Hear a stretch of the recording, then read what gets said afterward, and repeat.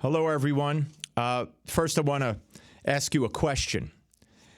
Diversity, equity, and inclusion, DEI. If you could pick two areas of your life that you didn't want to visit or be associated with someone who got their job through DEI, what would it be?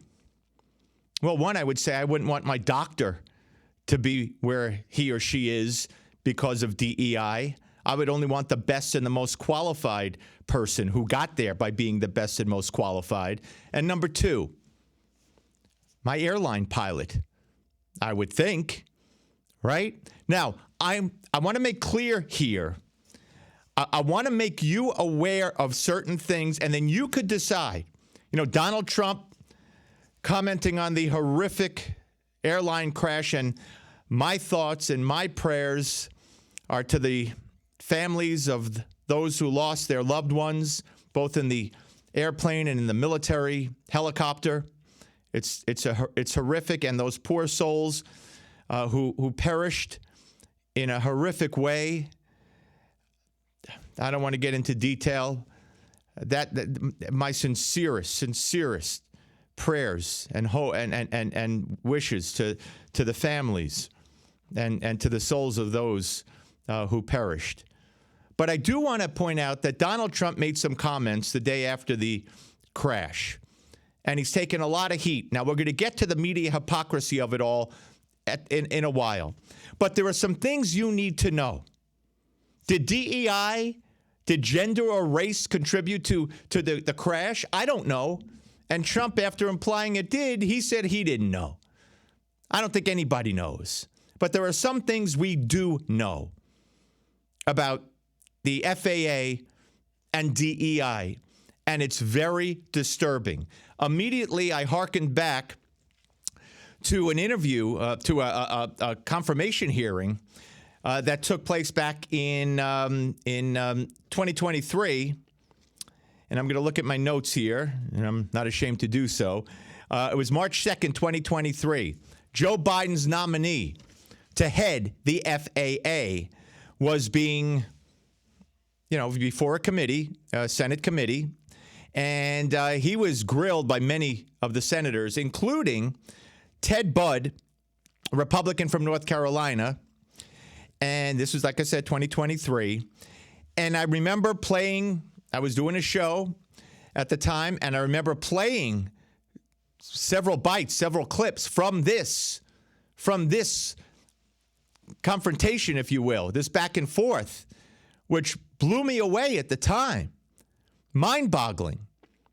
And let me just tell you who the gentleman is. And this is not to pick on the gentleman, really.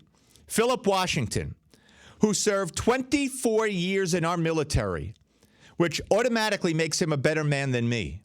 I say that about anybody who served. I say it to their face anytime I interview a veteran. Better man than me for serving 24 years. So he's a hero, okay? He was, at the time, and still is, I believe, the CEO of Denver International Airport. He also worked in transportation in non-aviation roles, okay? So here's the exchange. I'm going to read it to you, unfortunately, but you'll get the idea. Here's the exchange. Question, and by the way, good for Jesse Waters playing part of this. He didn't play all of it, but he played snippets of it yesterday, and good for him. I was very happy to see that. So again, this is Biden's nominee, the man Biden wanted. He happens to be black, Philip Washington. So I don't know if he was picked because of that. I don't know. But it really doesn't matter why he was picked, because he had no business being picked. And did DEI play a role in it? Based on FAA's previous statements and policies, I think it might have. Let me give you some examples of what I'm talking about. What airspace requires an AFB transponder? Answer. And I'm not giving every single word of the answer or the question. Not sure I can answer that question now. Okay. What are the 6 types of special used airspace that protect national security and appear on FAA charts? Sorry, Senator, I cannot answer that question. And some of the reactions of the senator was beautiful. He's like, okay, let's try again. So we go to another question. What are the operational limitations of a pilot flying under basic med? Now, that, to me, that the way he explained it, the pilot had some medical issues or something. But the question was, what are the operational limitations of a pilot flying under basic med? And he answers this way. Thank you for that question. I'm not a pilot, so. Isn't that wonderful? Next question. Any idea what some of the restrictions are? Answer. Some may be high blood pressure. That wasn't the question. Not the symptoms, the restrictions. And some may be high blood pressure. Then the senator interrupts and says, it's not high blood pressure. It's more like how many passengers you could carry, what altitude you could fly, how many passengers per plane, how many pounds could be in the plane. In other words, they put limitations on the flying capabilities for somebody who's not feeling well. He didn't ask for a symptom. I believe we have another question or two.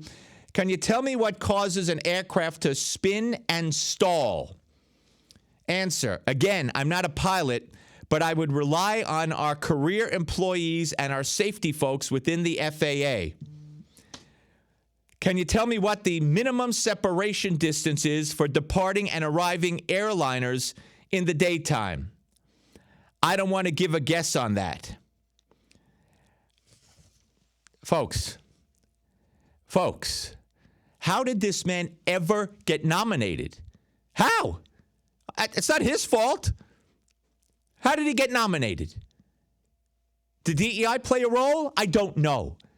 But if this guy was white, I wouldn't want him in there. But he's black. And again, better man than I am because he served in our military. And he's still, I believe, the CEO of Denver International Airport. But wow.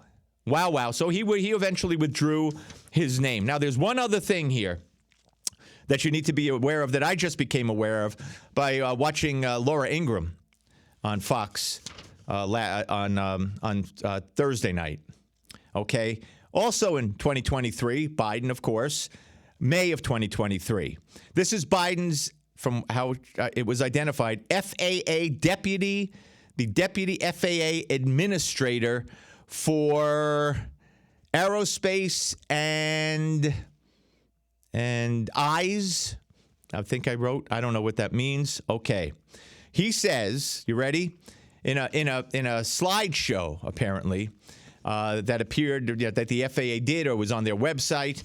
And he's African American, just to state the record. Again, nothing wrong with that. It's the message that I'm going to read. But I want to make sure that it's as if you could see the video. Okay. We need a diverse group of air traffic controllers to bring the distinct perspectives to handle the new the new workforce. Really? We need a diverse group of air traffic controllers? What difference does it make what freaking color they are? We need a diverse next generation. Wonderful. Then he says, I'm calling on students from HBCUs, that's historically black colleges and universities, Hispanic serving institution, I only got one out of it, I don't know if there's more, and tribal colleges to apply now. Again, shouldn't it be, what about the white students? Oh, we already have too many of those, I guess. That's the message I'm getting. Folks, this is horrifically troubling, terribly troubling. And if it doesn't trouble you, or at least raise some kind of red flags, then I don't get it. If you're telling me that when you get on a plane, you don't expect the pilot to be the best pilot there was available at the time, and the air traffic controller to be the most qualified air traffic controller at the time, and then we hear things like, well, let me see what else I got here. Okay, I know there's some notes I made here. Diversity, they say on the FAA says diversity and inclusion equals better performance. They have 1,000 fewer certified air traffic controllers than 10 years ago. Trump yesterday on Thursday signed a memorandum to end DEI in aviation and get a new FAA chief. And they're looking for people with disabilities. In 2023, they hired a tremendous percentage of people with disabilities. Why should your goal be to do that? If someone with a disability that doesn't affect their capability to serve comes forward and blows you away like anybody else that you would hire, I would hope, with their smarts, with their capabilities, fine. Then they have a disability. It doesn't affect anything. Who cares? But to go out and hunt people with disabilities, to go out and hunt blacks, Hispanics, and Native Americans at the expense of others who may be more qualified, that's the danger. And Trump is going to put a stop to it, and the media can't take it. And next week we'll address the hypocrisy of a media, the hypocrisy of the elected Democrats who anytime, this is all I'll say about it, anytime there's a school shooting, anytime there's a mass shooting, before it's over, before we know who did it, before we know what kind of gun was used, before we know anything about the person or the gun, Republicans are to blame, NRA is to blame, got to ban, get more gun in legislation, blah, blah, blah, before we even know how many people are dead. And these same two-faced creeps are doing nothing but talking about Trump for saying what he said. The hypocrisy, you can't beat it. All right, folks, please, this is very important. People need to know this garbage, okay? So please subscribe to the channel right here. Hit the button below me and then send this link out. Post this link. Post this video. I thank you so much. Until next time, stay safe.